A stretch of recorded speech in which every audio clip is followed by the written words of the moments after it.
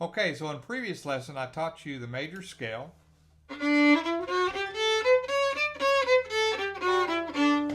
Okay, that's starting on the third string, open string. Okay, now what I want to do is have you start on the fourth string, open string, and do a major scale. Same exact fingering, just a string lower. Okay, so you played a major scale in a different key. Now we're going to go to the next string. Same thing, major scale starting on the third string. Now we're going to go to the second string. Isn't that cool? So you've learned how to play a major scale now in 3 different keys. Now let's see if you could play, what's that song I taught last time? Oh, No Place Like Home. Let's see if you can play that in 3 different keys. Okay, so here's there's No Place Like Home starting on the third string.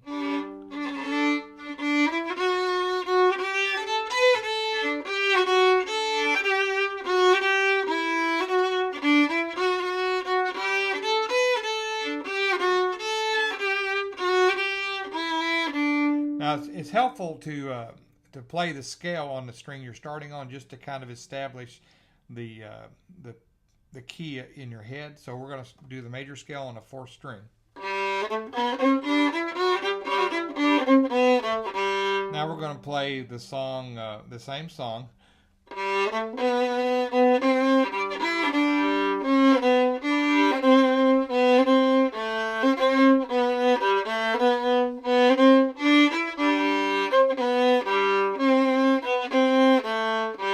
I messed up one of those notes. I guess you probably noticed that. Let's do it again.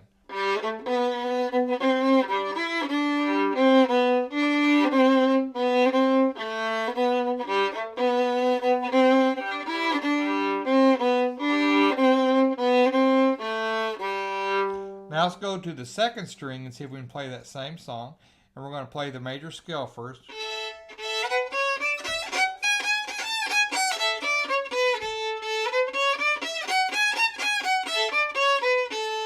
Okay, same song.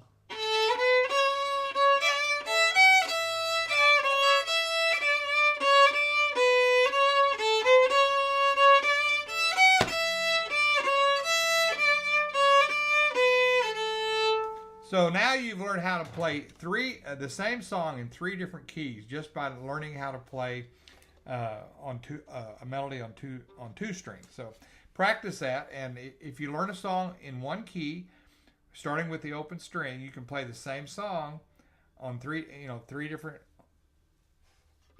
positions. Okay, so I want to do a little wrap up here, and what I want to suggest to you is that you start making a list of songs that you can play by ear. And I've already given you 2, and as we go along, I'll give you some others. But you can start making your own list. And what I did is I set up a file on my computer, and I just named it folk songs, and I started making a list of tunes that I know and in my head that I sang as a kid, and I just started playing through those songs every day.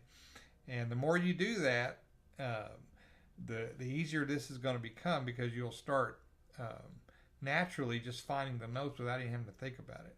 So my encouragement to you is that you start developing your list. I've already given you 2 in the previous lessons. So make that list, and we'll keep adding to it as we go along.